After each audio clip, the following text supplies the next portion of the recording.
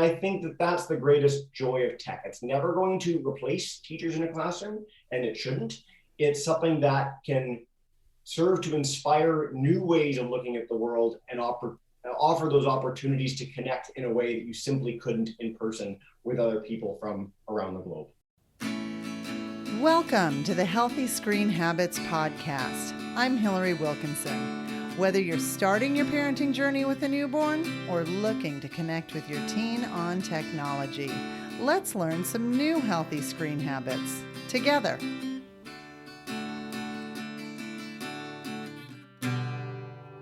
Welcome to Season 4, Episode 8 of the Healthy Screen Habits Podcast.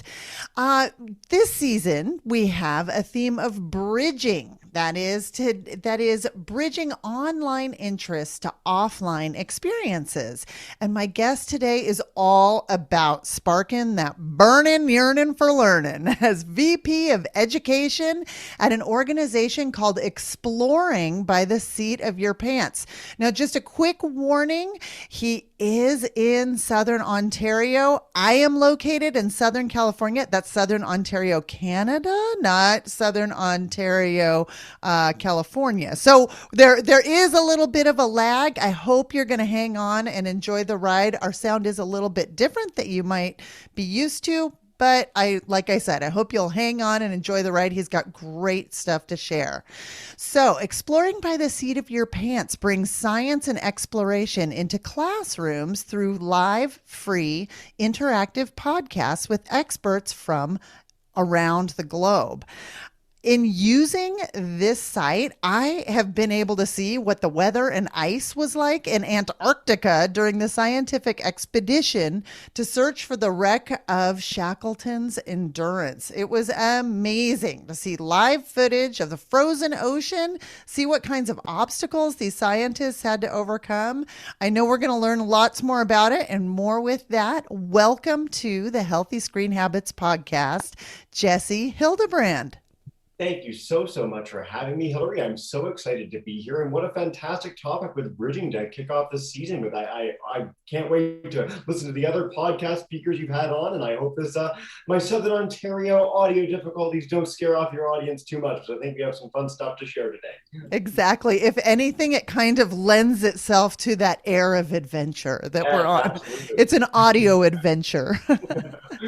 Okay, so Jesse, you do really interesting things in the digital space: exploration, communication, and kind of travel through the use of tech and it's one of the ways that I think tech is best used. Can you tell us the idea behind Exploring by the Seat of Your Pants and sort of how it got started?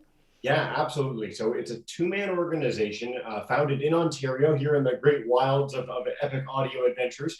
A teacher who was a classroom teacher, my colleague Joe Grabowski, founded it back in 2015. And what he was doing at the time was doing what a lot of us have been familiar with over the time of COVID, and that is bringing cool experiences through these video broadcasts. And so he'd have a diver or an astronaut come in and talk to his class. And that went really, really well. The idea that instead of a math lesson, you'd have this chance to interact and engage with someone who's at the top of their profession, doing cutting edge science and exploration, sharing these amazing stories, was, as you might expect, very captivating to his students. And so my personal background was in large scale science and nature events. You know, Steve Irwin, Crocodile Hunter, was my hero as a boy. Any opportunity to hear from these passionate, charismatic people out in the wilds of the globe was always my thing. I wanted to do this since I was very young. And so Joe reached out to me, given the work that I was doing. And frankly, this idea was so great as he was starting to bring it to more classrooms that my jaw hit the floor. And I mean, we were before Zoom was really big. We were before classes were doing this en masse. And together, we've been able to build something really, I think, quite spectacular. I pinch myself daily for having the chance to be involved with 50 broadcasts a month with these incredible people from around the world. We've broadcast from 95 countries now. We've reached well over 500,000 kids. And honestly, that's the most fulfilling thing I can imagine. So it's been such a wild ride and so much fun, but that's how it got started, from an origin in a classroom, just seeking to broaden that to more people having the chance to have that experience. So cool. And I'm sure that especially during the pandemic, your platform was used by so many who were just looking to kind of enrich the educational experience. But also, I love how you're taking like exploration and global thoughts and using them within the classroom so that teachers can kind of bring that real life application of whatever it is they're teaching. Yeah, and so that's the essence of it. First of all, during COVID, yes, our subscriber count went up by 10 times over the first year of COVID, which was shocking for us and very nice to have the work that we've done for many years recognized in that way by so many educators. But yeah, our programs fit nicely within a classroom period. And so instead of doing your basic lesson, you hear from this amazing submarine explorer. And then the classes share with us what they do from there. And, they build an ocean unit around it, or they learn about all the creatures in the deep sea, or maybe we have an astronaut on who's also an artist. And so the kids take their turns drawing what they would envision if they had been in space. And so getting that sort of amazing feedback and, excitement from teachers and students alike is really quite incredibly fulfilling, frankly, to see that people really take up the mantle of sort of this springboard. We give them the initial spark of inspiration, and where they take it is the greatest joy of this job. Can you tell us what makes Exploring by the Seat of Your Pants different from just, say, like an educational video that we could check those out from the library, or we could, Absolutely. And by the way, educational videos are spectacular. My whole background's in educational videos, and I watch many of them all the time. And it's so amazing to have at your fingertips the amount of resources that we have now. But I guess the biggest differences are we really do focus on exploration and adventure, which is nice. So to contrast us with some of the other amazing science communication groups out there that do have these connections with scientists, is that we love the opportunity to go live from the field. So we've had, I think the most incredible program we ever did was a live rhino darting from a helicopter. So the guy's in the helicopter with his phone, live on camera, darts the rhino. They land beside the rhino, and the ground team comes up and they sawed off its horn. And that was to prevent poachers from wanting to take it from the wild. But we captured that all on camera live for students, which was unbelievable. So we emphasize, we live for those sort of experiences. And it's the interactive element. So you can watch a video online and hear from these amazing experts, but it's the chance to ask them questions and have that feedback and have that conversation makes, I think, what we do so special, is that these are the sort of people that fill halls. People pay $100 to hear these people speak in halls of thousands of people. I've paid that before I was involved with this organization to hear from these amazing speakers, and we bring them live for free in a conversational way with classrooms around the world. And I think that really does have a lot of value. And so that's our biggest distinction, I suppose. Can anyone access Exploring by the Seat of Your Pants, or is it primarily like an educators only? Is it a subscription? Is it like, can you tell us a little bit about that? Yeah, it's absolutely everybody. So we have classes registered, and people can go to the Exploring by the Seat of Your Pants website, and classes can sign up for those coveted camera spots where we'll have, Mrs. Smith's class in New York or in San Diego, and they'll come on camera and be able to ask the question of the speaker. But every program we do goes live to YouTube, where anyone can watch it live, anyone can share questions in the chat bar, or they live on YouTube forever. So we have a past library of 2,500 broadcasts on our YouTube channel with any topic you can imagine featured over the last 7 years now. You can see me hosting a program at 22 years old looking like a little boy with terrible connectivity on an original Google Hangout from back in 2015. But that's an amazing resource if you want to learn about the Victoria Bug Zoo, or if you want to learn about a speaker that maybe we haven't had on in a few years, you can go back to that library and find that. And that's the central essence of what we do, is that it's free and always accessible, so that no matter if you are in a major city or if you're in rural Iowa or the Yukon, you have the opportunity to hear from these people and learn from them. So cool. So you've been doing this for a long time, 7 years, you just said. Yeah. I'm going to ask you a really hard, I always get asked this question and I'm like, oh, but do you have a favorite broadcast? Do you have a favorite episode? I have a few favorite speakers that we bring on. We're very lucky to be able to partner with some pretty incredible groups: National Geographic, Parks Canada, the Toronto Zoo, where you have these live animals in the broadcast. And it's unbelievable to see. There are 3 people, I'm going to narrow it down to 3. I can't go one for you, I'm sorry. We have George Karunas, one of the world's top explorers, a guy who has explored the doorway to hell in Turkmenistan and was standing in a parking garage when Katrina hit and had his wedding on a volcano. And we've had him on 20 times, and he's unbelievable. We have Jill Heinerth, the world's top cave diver, who literally dove inside an iceberg in Antarctica. Like in the iceberg, there was an ice cave filled with frozen water, and she dove in that. So she's been on many times. She's fantastic. And Dr. Diva Amon, who some of the audience today might have seen on Welcome to Earth, the National Geographic special with Will Smith recently. She is one of the world's top deep sea explorers. So when they go down thousands of feet in submersibles, she's the one in that submersible. And she's one of the most eloquent and amazing women people we've ever had on the broadcast. And so those are my three that I consistently think of as, the absolute all-stars of everything we've done. I love the number of women in science that are featured. We have about 60 to 65%, I'd say, of all the speakers we have on are women. And we spend the entire month of February kicking out all the men and spending the entire month entirely dedicated to women. So the February 12th is the International Day for Women in Science. And so we do about 60 broadcasts every month with incredible women. We have a special festival over a weekend with about 20 broadcasts just in one weekend, just to feature women. Because truly, when we do broadcasts with female speakers, girls in classes ask way more questions. When we do programs with Black or Indigenous speakers, you have kids in the classes that would otherwise not feel empowered to come up and ask a question, and they do because they see someone who looks like them doing the program. So we always try to emphasize that exploration and science are for absolutely everybody. Fantastic. Love the representation. So we have to take a break. When we come back, we will learn more about learning through online experiences with experts. Hi, I'm Amy Adams from Healthy Screen Habits. I have the privilege of running book club. And we invite you to join us each Friday over on Instagram at Healthy Screen Habits, where we discuss books that will help us create healthy screen habits for a balanced life. We have a book that we do every couple months, and we hope you'll join us and enjoy and learn and grow with us. My guest is Jessie Hildebrand, the founder of Science Literacy Week, a national science festival held across Canada every September, and VP of Education at Exploring by the Seat of Your Pants.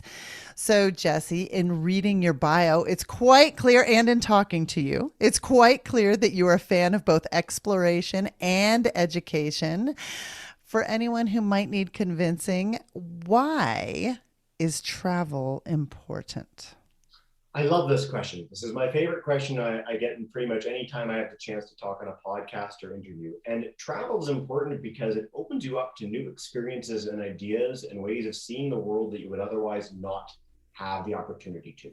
And so through the broadcasts that I do, through the work that I've done over my entire career, I try to bridge that gap as much as possible and give those experiences as much as can be done virtually to classrooms and to the public around Canada and around the world. But nothing beats actually being there. You don't get the smells, you don't get the taste, you don't get those other things that make an experience live as incredible as it can be. And I can tell you that having been lucky enough to travel extensively over my life, whenever I do have the opportunity to travel, I take it. My understanding of other people has improved so much. My willingness to try new things, new foods, has increased, exponentially. And so my life is so much richer from the travel experiences I've had. And working with so many explorers, I can tell you that that is a universal feeling. If you don't come out of travel with more empathy and understanding for other people around the globe, you're not doing it right. And so that's my favorite part of getting out on adventures personally. It's fascinating. Your best parts of travel are the connection you build with both the landscape and with other people. Absolutely. Neat. So I have to ask, do you have a dream destination or a must return of your own? Dream destination. Or you can have both. You can have both. Thank you. Dream destination is, I really do have a desire to see much of the world. I would love to go to Antarctica. It's a place that so few people, relatively speaking, get the opportunity to go. It's such a special part of this planet. It looks like a different world entirely. And it seems to really change everyone for the better who has the opportunity to go there. In terms of return, I honestly, there's no place I wouldn't go back to that I've been.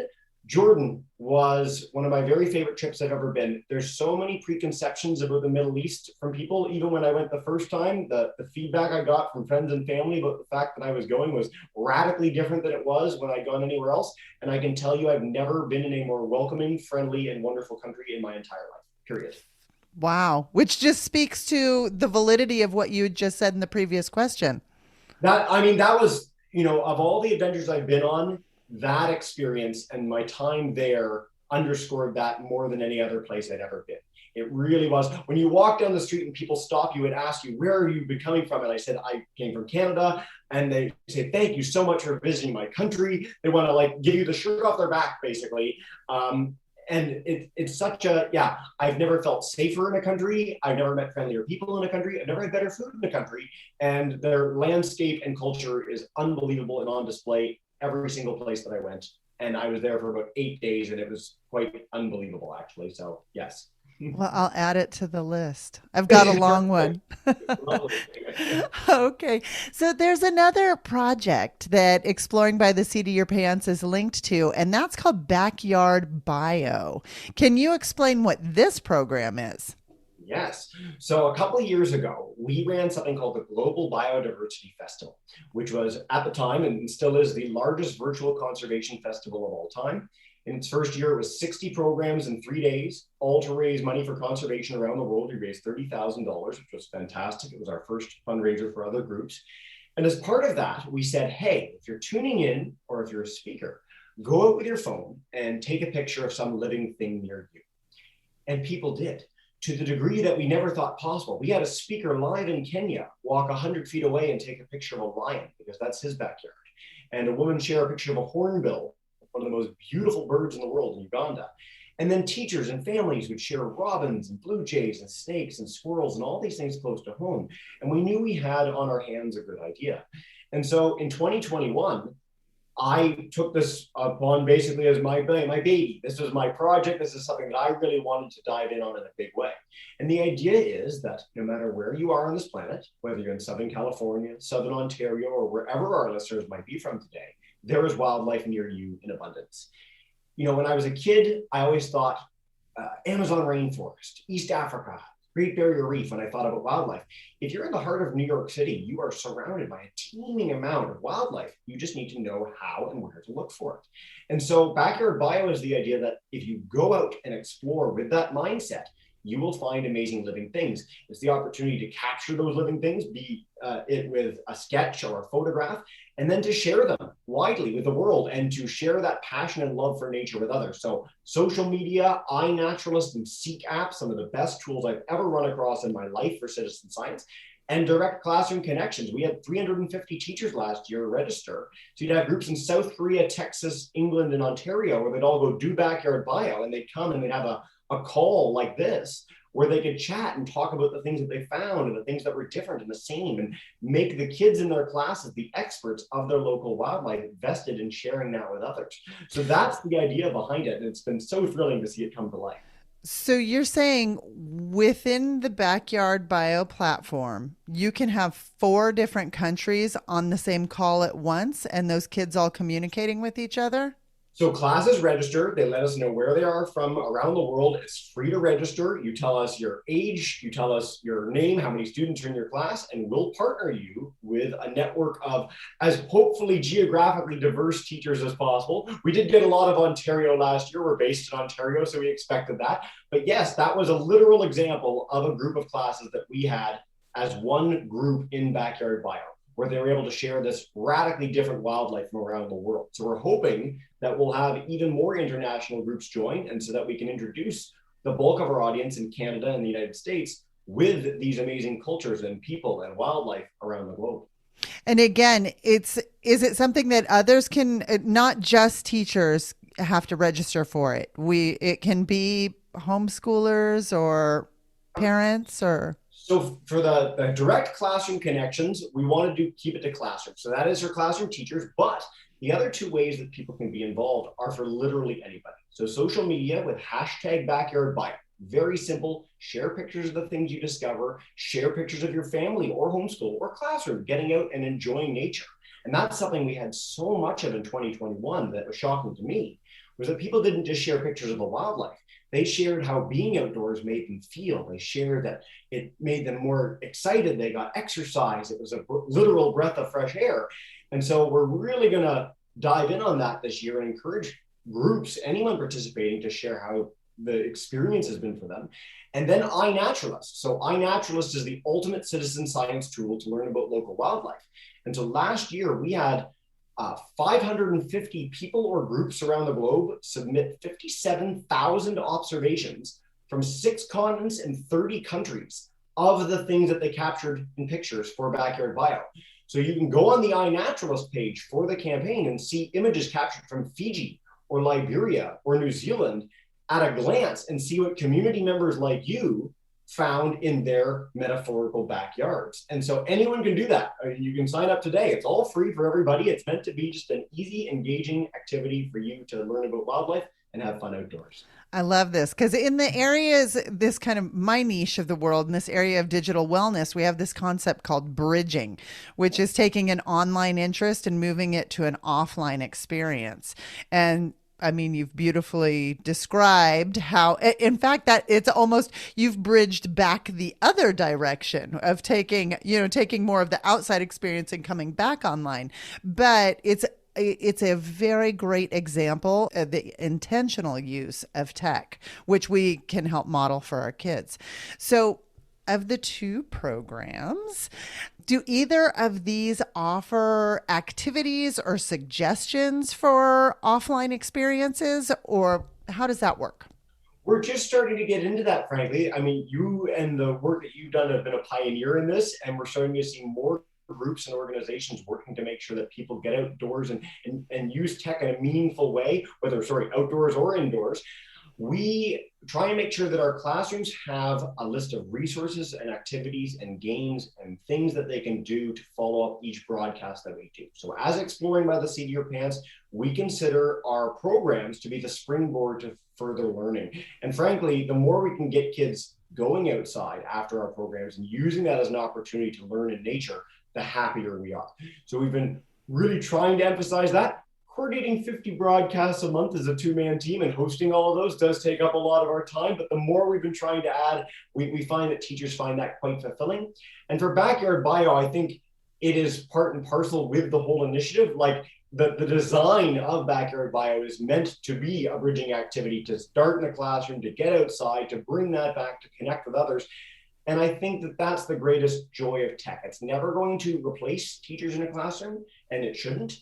It's something that can serve to inspire new ways of looking at the world and offer those opportunities to connect in a way that you simply couldn't in person with other people from around the globe. So that's hopefully a good answer to that question. Yes. Okay. So for parents who want to take an easy start onto this path of doing the Backyard Bio or something like that, where do you recommend that they start? Our websites are pretty great, I must say. I mean, I know it's a trite and easy answer, but backyardbio.net. If you go there, you'll not only see how you can get involved in 2022, so all May long we'll be running the program. The concept of Backyard Bio, of course, is something that you can take and do year-round with your family or classroom, but May is the official event. So head to backyardbio.net. You'll also see all the info from the last year. We ran the program nationally or internationally for the first time, so you can see that testimonial feedback, great results that we had, and we were really excited to share. And of course, if you want to tune into our broadcasts on Exploring by the Seat of Your Pants, exploringbytheseat.com, very easy. You can see all our upcoming programs. Any group can register. You can register to watch as a family if you'd like. And of course, you can head to our YouTube channel with the same name if you want to see any of those past 2,500 broadcasts. We try and make it as easy and accessible as possible. There should be no barrier to entry for anyone who wants to join in, and we'd love to have you tune in. Oh, well, I'd love to join you. Come on in, Hillary. I look forward to having you in our next program. I'll take your questions in the chat bar. Excellent.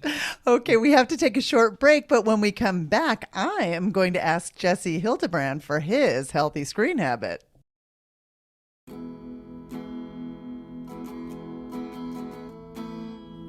Special thanks to the Doctors Petty, Laura Hoffman, and Danielle Waters for their financial support of Healthy Screen Habits. It allows us to continue our mission of educating and empowering families to create their healthiest screen habits.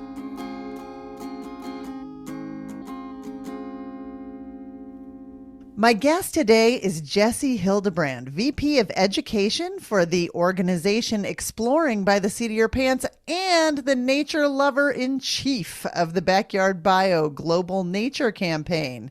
So, Jessie, this is the part of the podcast where I ask each guest for a healthy screen habit, which is a tip or takeaway our listeners can put into practice in their own home.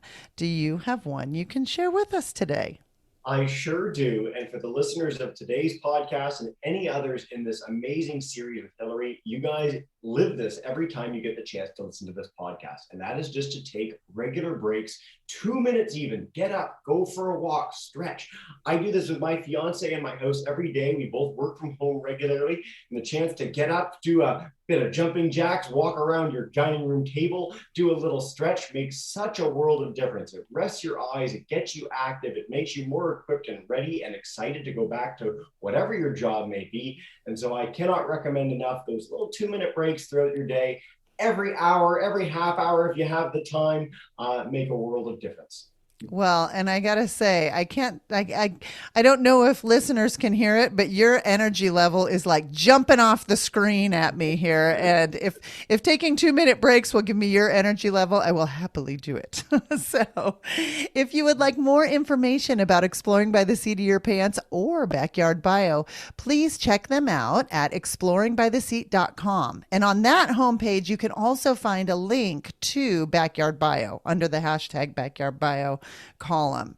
So as always, I will link this information in the show notes, which you can find by going to healthyscreenhabits.com, click on the podcast button, and scroll to find this episode, which is season 4, episode 8 with Jessie Hildebrand.